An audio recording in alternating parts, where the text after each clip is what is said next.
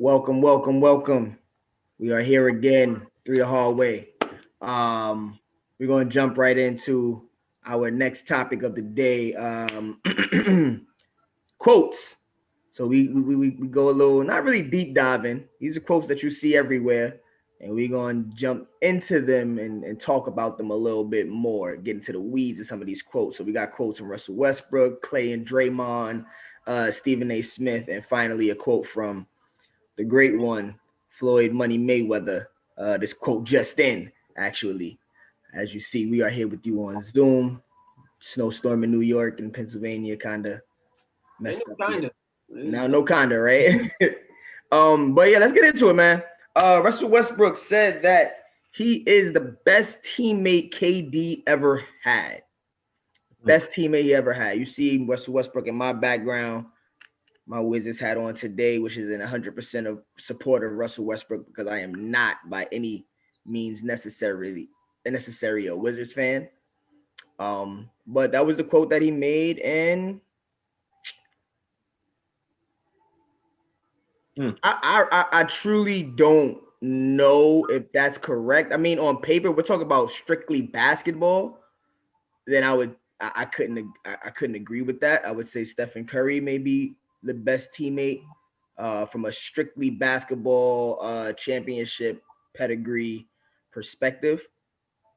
But if you talk, growing up in the game together, being brothers, I mean, if we think about it, I can't think of any friendship that was tighter than Russell Westbrook and Kevin Durant in their years in OKC. I mean, we have multiple videos of what any scuffle that looked like Russell Westbrook or Kevin Durant was circling around the back, making sure their brother was fine. The expression of them just growing up together into the league. I mean, you take those two guys as the starter, James Harden coming off the bench, and they beat three Western Conference Finals champions of those three previous years to make it to their championship in 2012. It takes a lot of teamwork, a lot of fortitude. I wouldn't say they've had the best coaching staff when they were there together. And for what it's worth, Golden State didn't end well. We knew who Draymond's loyalty was, and that's where the situation that if you listen to KD and both Draymond speak, that may have been a huge part in why KD didn't sign back there. And the Kyrie situation is just budding. James Harden was there for 3 years of Kevin Durant's career, and they're just getting back together. They didn't spend a ton of time together. They did spend 3 seasons together. And that's just how I feel about it. I feel like there's small truth to this, but if we're talking about strictly basketball, then I would disagree with Russell Westbrook here. Man, I completely disagree with this statement here. If they were such good teammates, then why didn't Kevin Durant let Russell Westbrook know, hey, I'm going to Golden State when he left? Mm-hmm. Like there was beef there. There was clearly basketball beef there. So I'm going to go with Stephen Curry being his best teammate ever. The guy is the greatest shooter we ever saw. I think he was a better compliment for him. Granted, I do agree, Ty, that the Golden State era for Kevin Durant didn't end as harmoniously as you would like it to be, but I think that was more of a Draymond Green kind of thing. You know what I mean? So I would definitely have to say that Stephen Curry is hands down the best teammate that Kevin Durant had on the court and compliment-wise. Compliment-wise, I agree with you 100%. When it comes to the brotherhood beef situation that you said, there may be some truths to that. I think that was, and this is just someone that's followed OKC, that was following OKC those years. I think that was more media, but it was more brought on by the media. And I also believe that, when you blow a 3-1 lead, we've seen some of the best friends, what would seem like a great friendship between Chris Paul and James Harden fall apart when they blew that lead against Golden State, the 3-2 lead. We've seen these things happen. Winning and losing means that much to some people that it can derail some friendships. And I think that may have been a deciding factor in what happened with the Golden State OKC situation with Russell Westbrook and Kevin Durant. But go ahead, John. I wouldn't call Chris Paul and James Harden friends, quote unquote. You can see how the way that they interacted on the sideline. There was a quick clip where James Harden and Chris Paul were clearly disputing about something. He's trying to step up. That was in the playoffs against Golden State because winning means that much. I hear you, bro, but there's a certain respect and a certain level as a friend that you don't do that to your friend, bro. Like, I'm not going to do that to a teammate that I consider a friend. Like, even if we are beefing, I'm not going to slap your hand away when you try to dap me. Like, that's disrespect. With that being said, I'm going to say this about James Harden and not James Harden, but Kevin Durant and Russell Westbrook. Like, they might have at one point were really close, but the way that situation ended and even carried over once he went to Golden State showed me that he was clearly beefing with Kevin Durant. Now, granted, Kevin Durant also wound up leaving the Warriors, but there was no hate there between him and Steph Curry. There was Twitter accounts. They was having conversation off season when they seen each other. It was all love. So for me, I see that more of a reflective of a friendship than what I see with Russell Westbrook. It's always all love when you win, though. They were winning. They won 2 out of 3. Russell Westbrook and Kevin Durant. It was not only did he leave unannounced, but he went to a team that had just beat them. I've seen friendships fall apart. Are you kidding me? I've seen friendships fall apart over less. Less. We talk about the livelihood of our career paths. I've seen friendships fall apart over less. So I can totally believe that they were tight. And then when the breakup happened, they weren't tight. That happens all the time in friendships. Are you kidding me?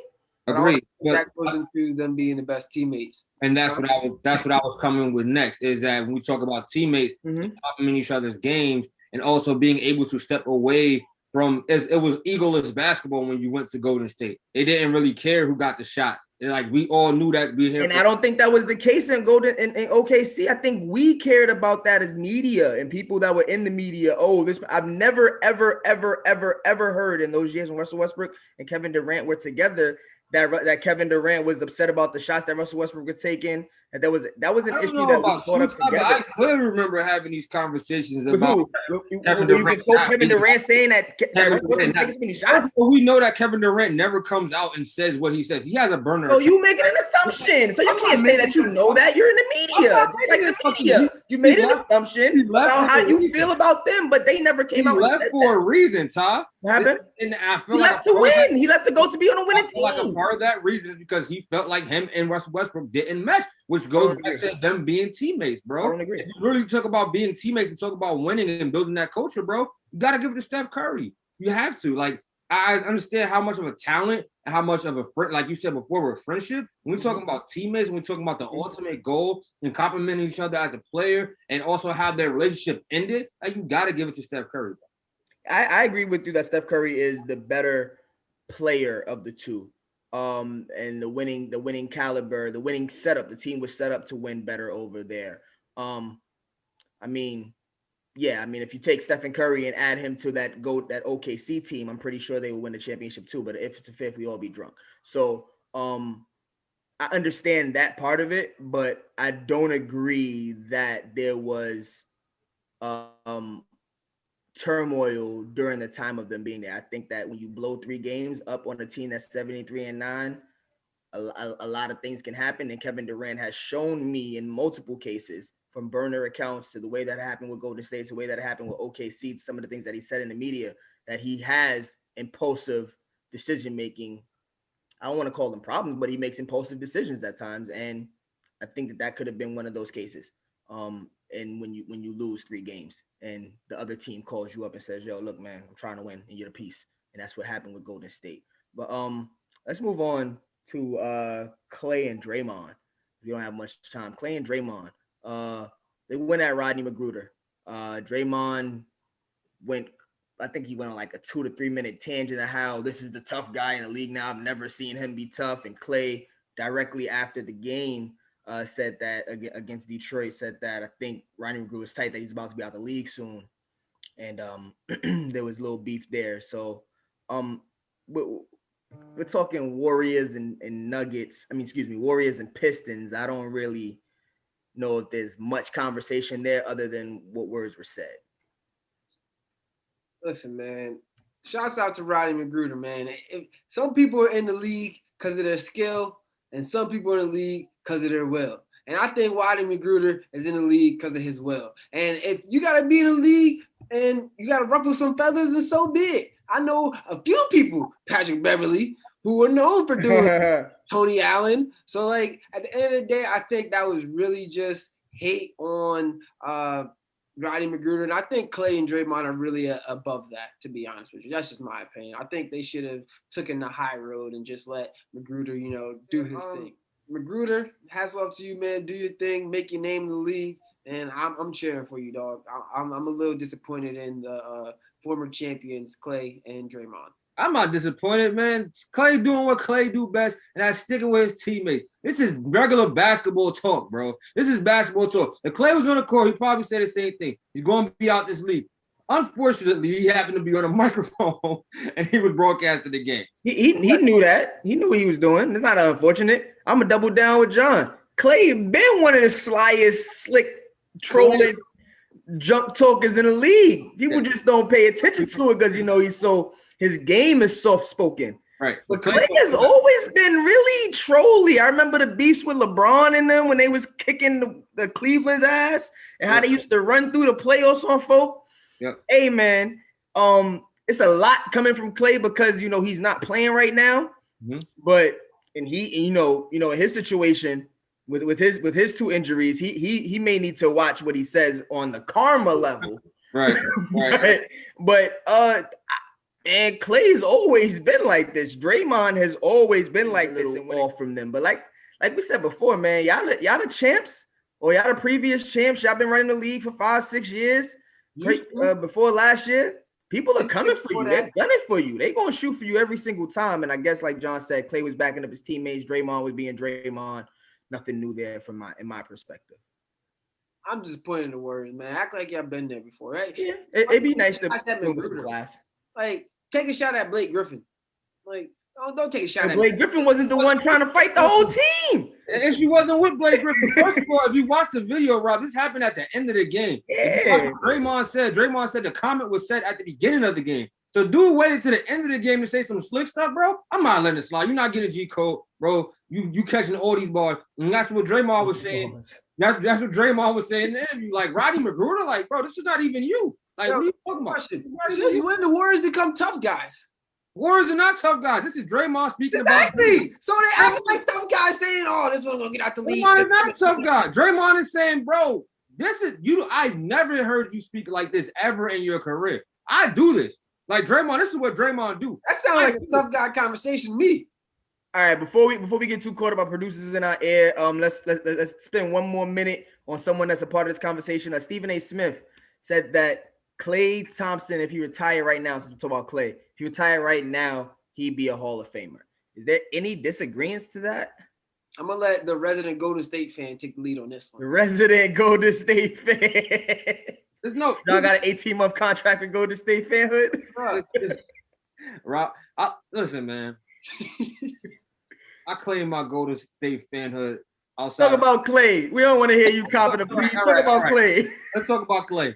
So is he a Hall of Famer? Yes, Klay is a Hall of Famer. One of the best three-point shooters of all time. 3 championships with the Golden State Warriors. Integral piece for the dynasty. And just off of that alone, I'm not even going to mention his stats, but he's almost a 20-point scorer a game. And on top of that, he has a lot of memorable moments, bro. You remember Game 6 Klay, bro, third quarter Klay. However you want to slice it, bro. Heat up Klay. Like, however you want to slice it, he has a lot of memorable moments in that on top of his memorable three-point shooting ability and efficiency makes him a Hall of Famer, in my opinion. Yeah, I gotta go ahead, Ty. I gotta agree with you. Klay has always been quietly, and I mentioned it with you guys and probably on the show multiple times. Klay, if he didn't play for Golden State, if what happened between Golden State and OKC didn't happen, Klay would probably be one of my top 3 favorite players in the league. Like you said, John, he already has some of the biggest accolades in league. He's gonna go down as one of the 37 points in one quarter is gonna stand for a very long time.